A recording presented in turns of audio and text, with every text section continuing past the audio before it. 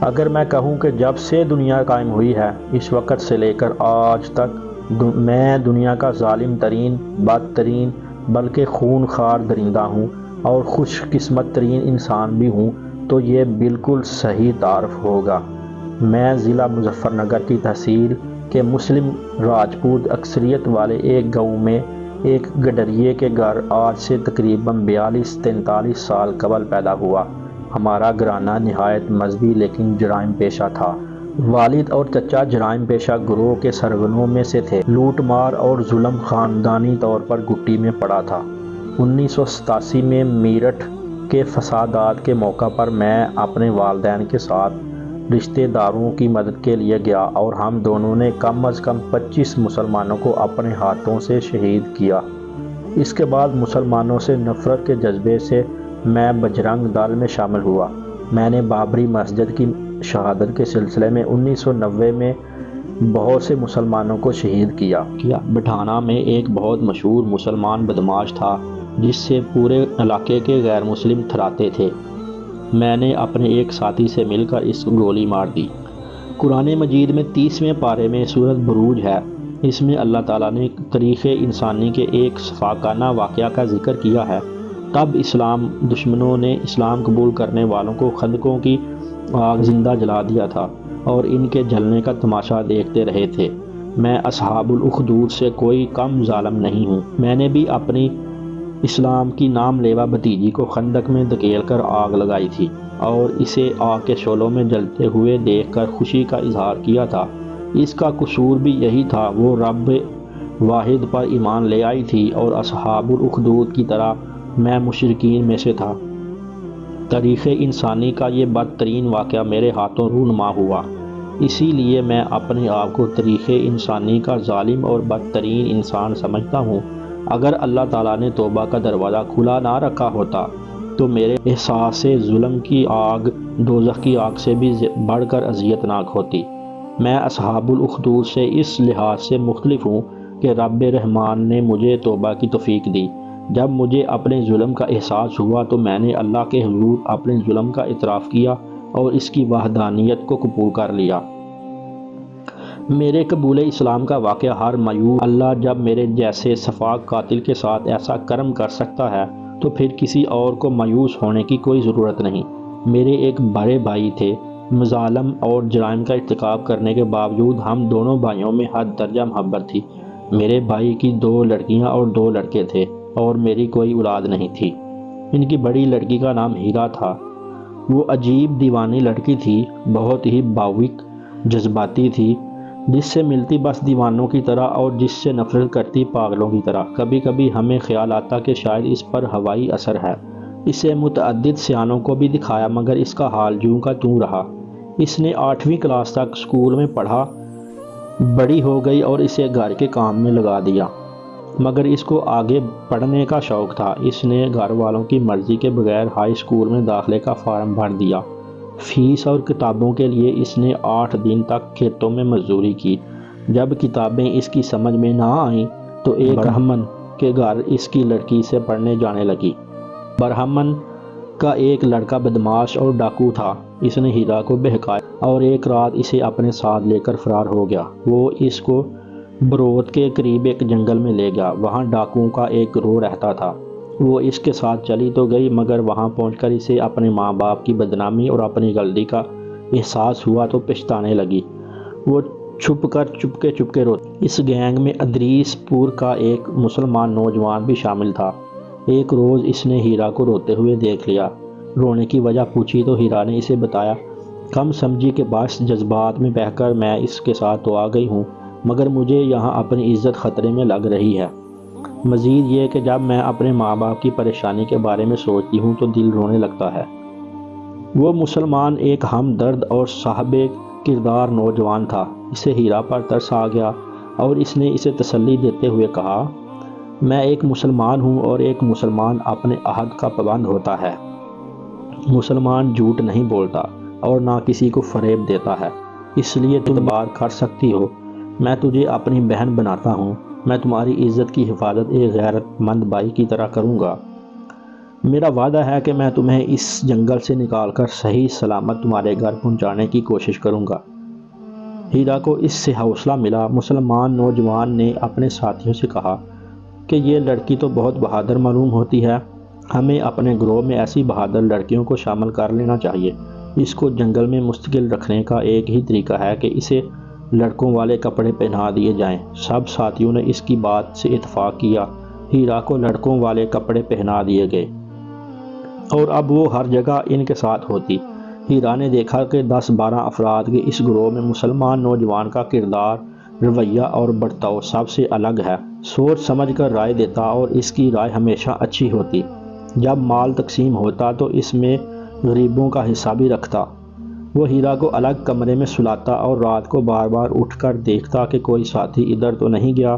جب ہیرا کو ان کے ساتھ رہتے ہوئے کچھ دن گزر گئے اور ڈاکوؤں کو اطمینان ہو گیا کہ اب وہ گینگ کی ممبر بن چکی ہے تو انہوں نے چوکسی کم کر ایک روز اس مسلم نوجوان نے ہیرا کو کسی بہانے بروت بھیجا اور اس سے کہا، وہاں سے تانگے میں بیٹھ کر ادریس پور ہمارے گھر چلی جانا اور میرے چھوٹے بھائی کو سارا حال سنانا اور کہنا کہ میں نے اسے بلایا ہے۔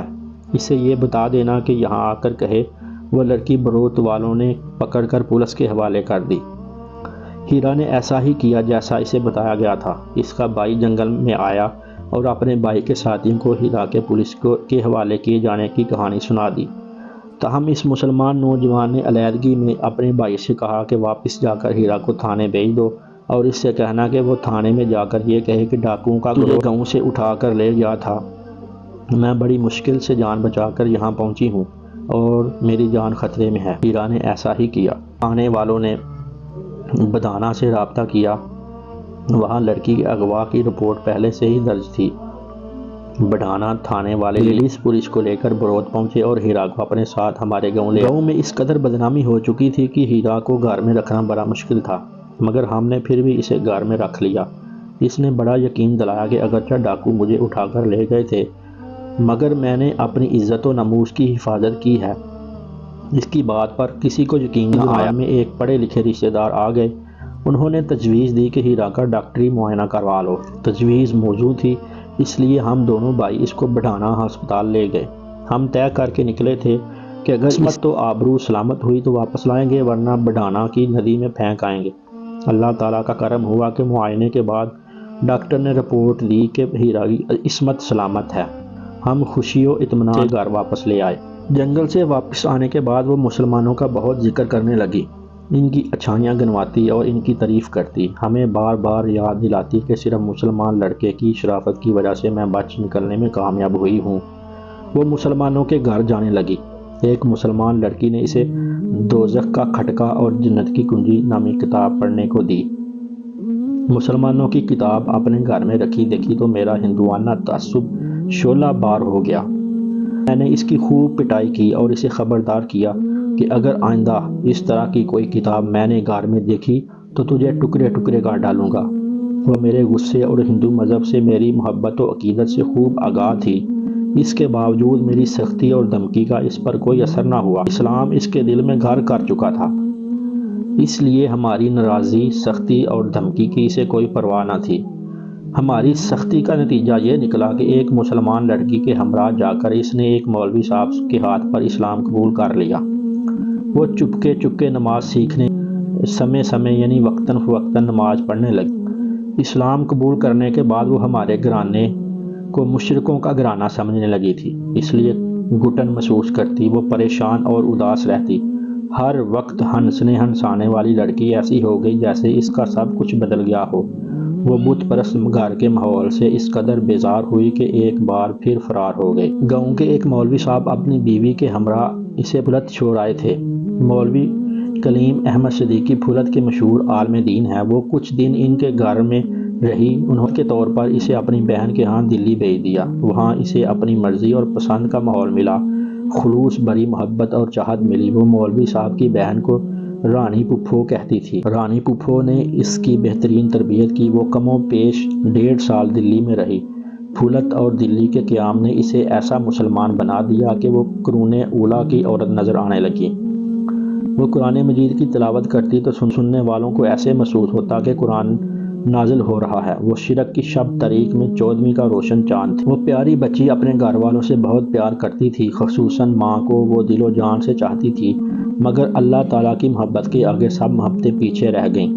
اس کی ماں اکثر بیمار رہتی تھی۔ ایک رات اس نے خواب میں دیکھا کہ اس کی ماں مر گئی ہے۔ آنکھ کھلی تو اسے ماں کی یاد آئی۔ ماں کی ہستی ہی ایسی ہے کہ کوئی اسے بلانا بھی چاہے تو نہیں بلا سکتا، اور پھر اللہ تعالیٰ نے کافر اور مشرک ماں کی خدمت تک کا حکم دیا ہے۔ اس کے بعد اس کی نیند اڑ گئی۔ ماں کی یاد اسے تڑپانے لگی۔ وہ یہ سوچ کر رونے لگی کہ اس کی ماں اگر بغیر ایمان لائے مر گئی تو کیا ہوگا۔ اس کی چیخیں سن کر گھر کے سبھی لوگ اٹھ گئے، اسے سمجھایا اور تسلی دی۔ وقتی طور پر وہ چپ ہو گئی، مگر خواب کو یاد کر کر کے بار بار روتی۔ مولوی کلیم احمد صدیقی کو وہ ابی جی کہتی تھی اور اپنی ماں کی یاد میں روتی اور صدیقی صاحب سے کہتی، ابی جی مجھے ماں سے ملنے کے لیے گھر جانے کی اجازت دے دیں۔ مولوی صاحب اسے سمجھاتے، بیٹی تمہارے گھر والے تمہیں زندہ نہیں چھوڑیں گے اور مار دیں گے یا پھر تمہیں ہندو بنا لیں گے۔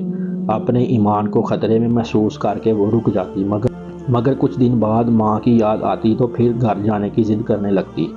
اس نے اس قدر اصرار کیا کہ مولوی کلیم صدیقی نے اسے اپنی ماں کے پاس گھر جانے کی اجازت دے دی اور نصیحت کی، صرف اپنے گھر والوں کو اسلام کی دعوت دینے کی نیت سے جاؤ۔ اگر تمہیں اپنے گھر والوں سے واقعی محبت ہے تو اس محبت کا یہ تقاضا اور حق ہے کہ تم انہیں اسلام کی دعوت دو اور ان کو دوزخ کی آگ سے بچانے کی فکر اور کوشش کرو۔ اس نے کہا، وہ تو اسلام کے نام سے بھی چڑھتے ہیں، وہ کسی صورت اسلام قبول نہیں کریں گے۔ مولوی صاحب بولے، جب اللہ ان کے سینے کو اسلام کے لیے کھول دے تو وہ پھر کفر و شرک سے بھی اس طرح چڑھنے لگیں گے جس طرح اسلام سے چڑھتے ہیں۔ مولوی صاحب نے مزید کہا، بیٹا تم بھی تو اسلام سے اسی طرح چڑھتی تھی جس طرح شرک سے نفرت کرتی ہو۔ اللہ تعالیٰ سے دعا کرو اور میرے سامنے عہد کرو کہ تم اپنے گھر، اپنی ماں اور گھر والوں کو دوزخ سے بچانے کے لیے جا رہی ہو۔ اگر تم اس نیت سے جاؤ گی تو اللہ تعالیٰ تمہاری حفاظت کرے گا۔ اگر تمہیں کوئی تکلیف پہنچائی گئی تو وہ تکلیف ہوگی جو ہمارے نبی اکرم صلی اللہ علیہ وسلم کی سنت ہے۔ اگر تمہارے گھر والوں نے تمہیں مار بھی دیا تو شہید کہلاؤ گی، اور شہادت جنت کا مختصر ترین راستہ ہے۔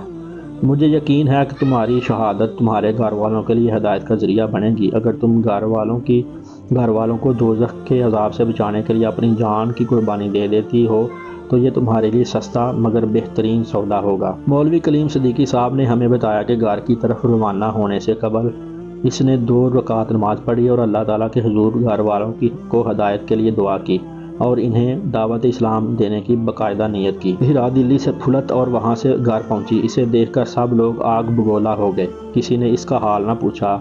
میں نے اسے جوتوں اور لاتوں سے مارنا شروع کر دیا۔ وہ نازک سی لڑکی مار کھاتی رہی اور کہتی رہی، میں اب مسلمان ہوں، رب واحد کی ماننے والی ہوں، کوئی مار اور اذیت مجھے اسلام سے نہیں ہٹا سکتی۔ ہم سزا کو مزید سخت کرتے تو وہ رونے اور گھبرانے کی بجائے ہمیں اسلام کی دعوت دیتی اور مسلمان ہونے کو کہتی۔ اس کی ماں سخت بیمار تھی، 2 ماہ بعد وہ مر گئی تو اس نے اصرار کیا کہ دفن کرنے میری ماں کی لاش کو مسلمانوں کے حوالے کیا جائے، کیونکہ اس نے میرے سامنے کلمہ پڑھا ہے، مری ہے۔ اس کی لاش جلانا ظلم اور زیادتی ہے۔ ہم لوگوں کے لیے اس کی بات پر یقین کرنا اور ماننا ممکن نہیں تھا۔ وہ چیختی چلاتی رہی اور ہم نے اس کی ماں کی لاش کو جلا دیا۔ اس پر کسی سختی کا اثر نہ ہوا اور گھر میں ہر روز فساد ہونے لگا۔ کبھی وہ اپنے بھائیوں کو مسلمان ہونے کو کہتی اور کبھی اپنے باپ کو۔ اس پر اسلام جنون کی طرح سوار تھا۔ تنگ آ کر ہم نے اسے اس کے ننیال پہنچا دیا، وہاں بھی اس نے اسلام کی دعوت کا کام جاری رکھا۔ اس کے ماموں نے نرمی و سختی ہر طرح سے اسے سمجھایا اور بالآخر وہ بھی اس کی مسلمانی سے عاجز آ گئے۔ انہوں نے مجھے اور میرے بھائی کو بلایا اور کہا، لا مذہب کو ہمارے یہاں سے لے جاؤ۔ ہم لوگ اس کی باتیں سن سن کر عاجز آ گئے ہیں۔ ہماری پریشانی اس حد تک پہنچ گئی کہ ایک دن میں نے بجرنگ دل کے ذمہ داروں کے سامنے ساری صورتحال رکھی اور ان سے مشورہ طلب کیا۔ سب نے ہیرا کو مار ڈالنے کے لیے کہا۔ ہر ہندو اس کی موت کا خواہاں تھا۔ اس پیاری معصوم بچی کے لیے ہم میں سے کسی کے دل میں بھی ہمدردی اور چاہت نہ رہی۔ ہم سب اس کے خون کے پیاسے ہو چکے تھے۔ بھی تو نہ رہی تھی، وہ تو مسلمانوں کی بچی بن چکی تھی۔ بجرنگ دل کے ذمہ داروں سے مشورہ کرنے کے بعد میں اپنے گاؤں آیا اور ایک دن ندی کے کنارے 5 فٹ گہرا گڑھا کھودا۔ پھر میں اور ہیرا کے والد اس کے ماموں کے ہاں گئے اور گاؤں چلنے کے بہانے اسے اپنے ساتھ لے آئے۔ ہم نے اسے بتایا تیری بوا کے ہاں جا رہے ہیں۔ میرا خیال ہے اللہ تعالیٰ نے خواب کے ذریعے اسے اصل حقیقت اور ہمارے منصوبے سے آگاہ کر دیا۔ یہ وہ نہائی اور نئے کپڑے پہنے ہمارے سامنے آئی تو اس نے کہا چچا جان مجھے آخری نماز پڑھ لینے دو۔ اس نے نماز پڑھی اور خوشی خوشی ہمارے ساتھ چل دی۔ آج وہ دلہن کی طرح خوبصورت لگ رہی تھی۔ اس کے چہرے پر ایک نور اور معصومیت تھی، کوئی خوف اور ڈر نہ تھا۔ آبادی سے باہر نکل کر ہم نے راستہ تبدیل کیا، مگر اس نے نہ پوچھا کہ ابو کے بوا کا گھر ادھر کہاں۔ ندی کے قریب پہنچ کر اس نے اپنے باپ سے پوچھا پتا جی آپ مجھے بوا کے گھر لے جا رہے ہیں یا پھر اپنے گھر؟ ہیرا کی اس دن کی باتوں کو یاد کرتا ہوں تو سینہ پھٹنے لگتا ہے اور آنکھوں سے خون کے آنسو بہنے لگتے ہیں۔ سمجھ میں نہیں آتا کہ میں ایمان کی اس چٹان کی داستان کیسے مکمل کروں، وہ حوصلہ لاؤں جو جرأت ایمانی کے اس معصوم پیکر کے آخری لمحوں کی داستان بیان کر سکیں۔ یہ داستان کیسے مکمل کروں؟ یہ داستان ہیرا کے ایمان و استقامت اور میرے ظلم و جبر کی داستان ہے۔ ہیرا کی بے مثال قربانی اور میری صفاقی و بے رحمی کی داستان ہے۔ تاریخ ہند کی ایک نو مسلمہ کے ناقابل شکست عزم کی داستان ہے تو تاریخ انسانی کے بدترین انسان کی بدترین داستان بھی ہے۔ میرے تھیلے میں 5 لیٹر پٹرول تھا۔ ہم اسے لے کر گڑھے کے قریب پہنچ گئے جو ایک روز پہلے کھودا گیا تھا۔ گڑھے کے کنارے کھڑے ہو کر تینوں نے گھڑے کو غور سے دیکھا۔ موت کے منڈلاتے سائے دیکھ کر بھی اس کے چہرے پر کوئی خوف نہ تھا۔ میں نے دھکا دے کر اسے گھڑے میں گرا دیا اور کہا تو ہمیں نرک یعنی دوزخ کی آگ سے ڈرایا کرتی تھی، ہمیں اس آگ کے عذاب سے بچانا چاہتی تھی، لے آج اس نرک کا ذرا مزہ چکھ اور اب اگر بچ سکتی ہے تو ذرا بچ کے دکھا۔ میں نے سارا پٹرول اس کے جسم پر انڈیل دیا اور ماچس کی تیلی جلائی۔ میرے بڑے بھائی یعنی ہیرا کے والد کا دل بھر آیا اور وہ رونے لگے مگر زبان سے کچھ نہ کہا۔ میں نے تیلی ہیرا پر پھینک دی اور آگ نے اس کے نئے کپڑوں اور جسم کو لپیٹ میں لے لیا۔ اب بھی اس کے چہرے پر کوئی خوف نہ تھا، زبان پر کسی قسم کی چیخ و پکار نہیں تھی۔ آگ کے شعلوں میں اس نے آسمان کی طرف ہاتھ اٹھائے اور بلند آواز میں کہنے لگی اے میرے اللہ تو مجھے دیکھ رہا ہے نا، میرے اللہ تو مجھے دیکھ رہا ہے نا، میرے اللہ تو مجھ سے محبت کرتا ہے نا، اپنی ہیرا سے پیار کرتا ہے نا، ہاں میرے اللہ تو غار ہیرا سے بھی محبت کرتا ہے اور گھڑے میں جلتی ہوئی اس ہیرا سے بھی۔ اے اللہ تیری محبت اور رضامندی کے بعد مجھے کسی اور محبت کی ضرورت نہیں۔ ہیرا چند لمحوں کے لیے خاموش ہوئی اور پھر زور زور سے کہنے لگی پتا جی اسلام ضرور قبول کر لینا، مسلمان ضرور ہو جانا، چچا مسلمان ضرور ہو جانا۔ ہماری لگائی ہوئی آگ میں جلتے ہوئے بھی ہماری اخروی زندگی کا بھلا سوچ رہی تھی، وہ ہمیں سلامتی کا راستہ دکھا رہی تھی اور ہمیں اس کی ان باتوں پر بہت غصہ آ رہا تھا۔ میں حیران تھا کہ یہ کیسی بچی ہے کہ آگ میں جلتے ہوئے بھی اس نے اپنی زندگی کے لیے ہمارے آگے ہاتھ نہ پھیلائے، ایک بار بھی تو نہ کہا کہ پتا جی چچا جی مجھے بچا لو، مجھے معاف کر دو۔ اس کی باتوں اور نصیحتوں پر مجھے اس قدر غصہ آیا کہ میں نے اپنے بھائی کا ہاتھ پکڑا اور چل دیا۔ بھائی صاحب کے دل میں بیٹی کی محبت جاگ اٹھی، کہنے لگے ایک بار اور سمجھا کر دیکھ لیتے ہیں، شاید سمجھ جائے۔ میں نے غصے میں سخت رد عمل کا اظہار کیا تو وہ خاموش ہو گئے۔ ہیرا کی آخری آواز جو ہمارے کانوں میں پڑی وہ لا الہ الا اللہ کی تھی۔ ہم نے اسے زندہ جلا دیا۔ سورہ بروج میں مذکورہ خندق والے جلتے مسلمانوں کو دیکھ کر اگر کہکے لگا رہے تھے تو میں بھی اپنے مذہبی فریضے کی ادائیگی پر بہت خوش تھا۔ وہ بھی پتھر دل شفاق تھے اور میں ان سے بڑھ کر شفاق تھا۔ میرے سامنے میری بھتیجی جل رہی تھی۔ آج جب میں ہیرا کی زندگی کے آخری لمحات کو تصورات میں لاتا ہوں تو میرا پتھر دل بھی ٹکڑے ٹکڑے ہو جاتا ہے۔ اس کے منہ سے نکلے آخری الفاظ اور آگ کے شعلوں میں دی جانے والی اسلام کی دعوت کا سوچ کر میں ریزہ ریزہ ہو جاتا ہوں اور اپنی ذات سے نفرت کی آگ مجھے جلانے لگتی ہے۔ اس نفرت کی آگ کے شعلے خندق کی آگ کے شعلوں سے بھی زیادہ گرم اور اذیت ناک بن جاتے ہیں۔ ہیرا کے والد نے اپنی بیٹی کو اس اذیت ناک موت بہت اثر لیا، وہ گھر واپس آتے ہی بیمار ہو گئے۔ ہیرا آخر ان کی بیٹی تھی، لخت جگر تھی، لخت جگر کو اپنے سامنے جلتا اور مرتا دیکھنا کسی باپ کے بس کا روگ نہیں۔ بیٹی کی مظلومانہ موت کے صدمہ کی بیماری ان کے لیے جان لیوا ثابت ہوئی۔ مرنے سے 2 دن پہلے انہوں نے مجھے اپنے پاس بلایا اور کہا میں نے زندگی میں جو کیا سو کیا، مگر اب میں اپنی بیٹی کی آخری خواہش رد نہیں کر سکتا۔ اس نے آگ کے شعلوں میں جلتے ہوئے مجھے مسلمان ہونے کو کہا تھا۔ میں پچھتاوے کی آگ میں جل رہا ہوں، اور یہ آگ پٹرول کی آگ سے بھی زیادہ خوفناک ہے۔ یہ آگ میری بیٹی کا دھرم ہی بجھا سکتا ہے۔ میں نہیں چاہتا کہ میری موت ہیرا کے دھرم کے بغیر ہو۔ فوراً کسی مولوی کو بلاؤ۔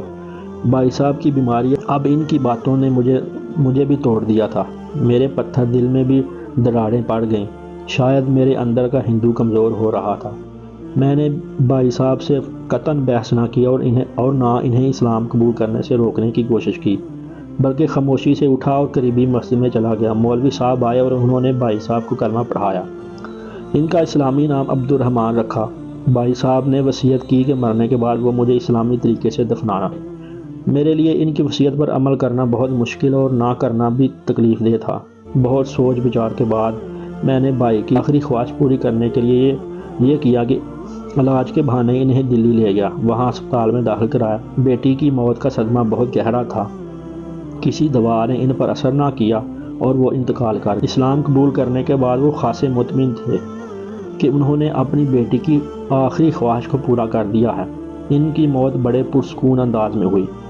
میں نے وہاں ایک مسلمان ڈاکٹر کو ساری صورتحال سے آگاہ کیا تو انہوں نے مسلمانوں کو بلا کر بھائی کی تدفین کے لیے کہا۔ اگرچہ میں نے بھائی کی آخری خواہش پر عمل کیا، مگر سچ یہ ہے کہ مجھے ان کے مسلمان ہونے کا بہت دکھ ہوا تھا۔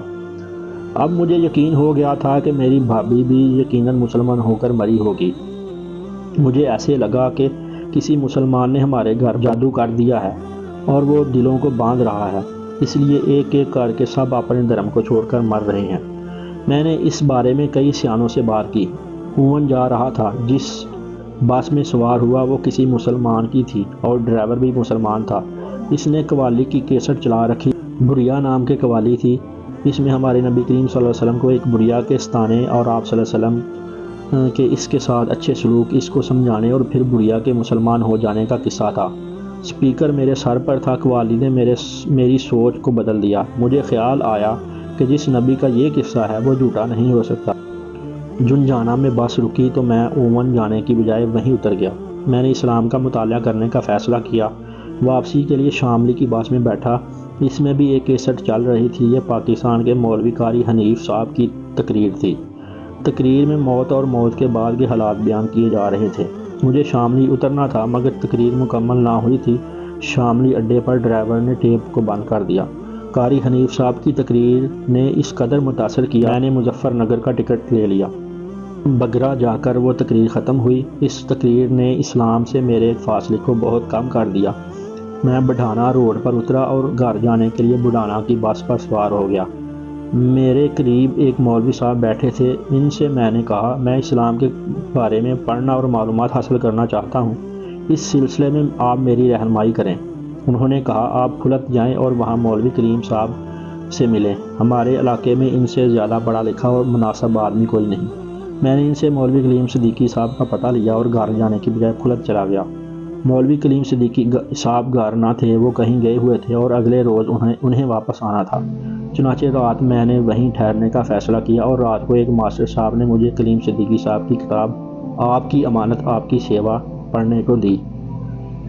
اس کتاب کی زبان اور دل کو چھو لینے والی باتوں نے میرے ذہن و قلب کو شکار کر لیا۔ مولوی صاحب اگلے روز صبح کی بجائے شام کو پھلت پہنچے۔ نماز مغرب کے بعد میں ان سے ملا اور اپنے آنے کا مقصد بتایا۔ میں نے ان سے کہا، میں تو یہاں اسلام کی معلومات حاصل کرنے آیا تھا، مگر آپ کی کتاب نے مجھے شکار کر لیا ہے۔ اب میں اسلام قبول کرنا چاہتا ہوں۔ مولوی صاحب بہت خوش ہوئے۔ یوں 13 جنوری 2000 کو میں نے کلمہ شہادت پڑھا اور عبداللہ میرا نام رکھا گیا۔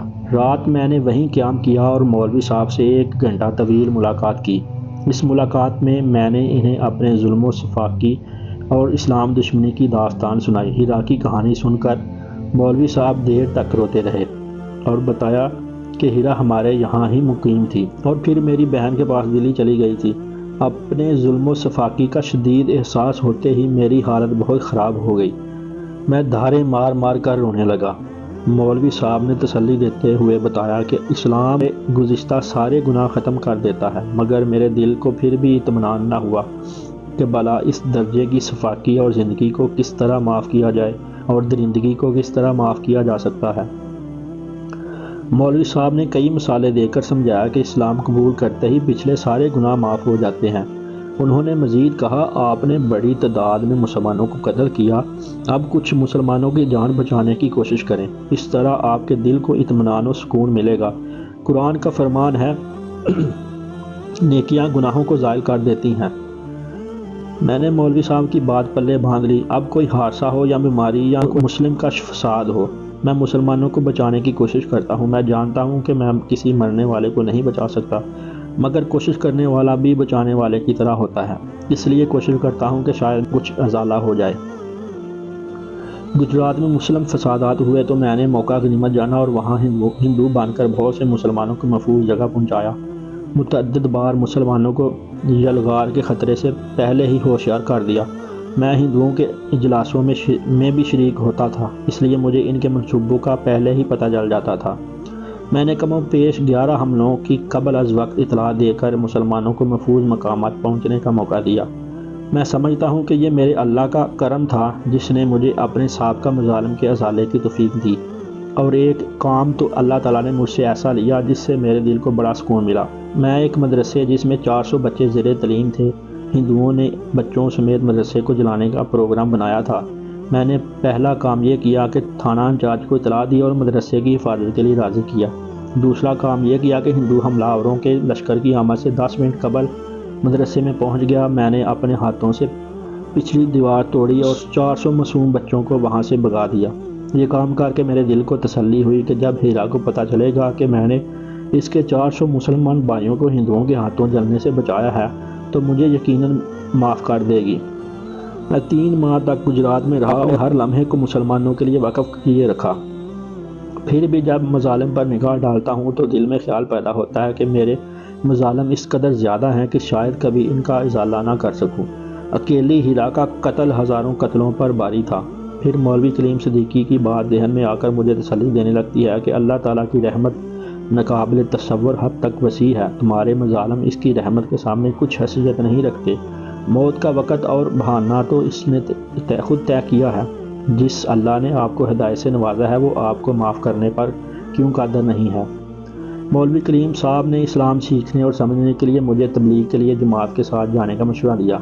میں نے ان سے 2 ماہ کا وقت مانگا۔ اس عرصے میں میں نے گاؤں کے مکانات اور زمینیں سستے داموں فروخت کر دی اور دلی میں مکان خرید لیا۔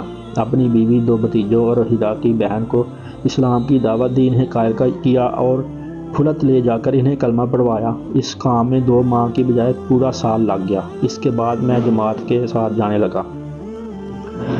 میرا دل ہر وقت اس غم میں ڈوبا رہتا ہے کہ اتنے مسلمانوں اور پھول سی ہیرا کو فاقی سے قتل کرنے والا کس طرح معافی کا مستحق ہو سکتا ہے۔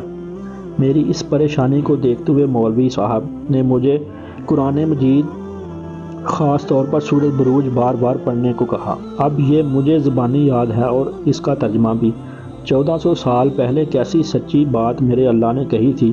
مجھے ایسا لگتا ہے کہ غائب جاننے والے اللہ نے ہمارا ہی نقشہ کھینچا ہے۔ اے میرے اللہ، تو مجھے دیکھ رہا ہے نا؟ میرے اللہ تو مجھے دیکھ رہا ہے نا؟ میرے اللہ تو مجھے محبت کرتا ہے، اپنی ہیرا سے پیار کرتا ہے۔ ہاں میرے اللہ، تو غار ہیرا سے بھی محبت کرتا ہے اور اس گھرے میں جلتی ہوئی ہیرا سے بھی۔ اے اللہ، تیری محبت اور رضا کے بعد مجھے کسی اور کی محبت کی ضرورت نہیں۔ اللہ تعالیٰ سے دعا ہے کہ وہ مجھ سے کوئی ایسا کام ضرور کرا دے جس سے میرا دل مطمئن ہو جائے کہ میرے مظالم کی تلافی ہو گئی ہے۔ واقعی قرآن کے اس فرمان میں مجھے ایسے لا علاج مریض کے لیے بڑا علاج ہے کہ اچھائیوں برائیوں کو زائل کر دیتی ہے۔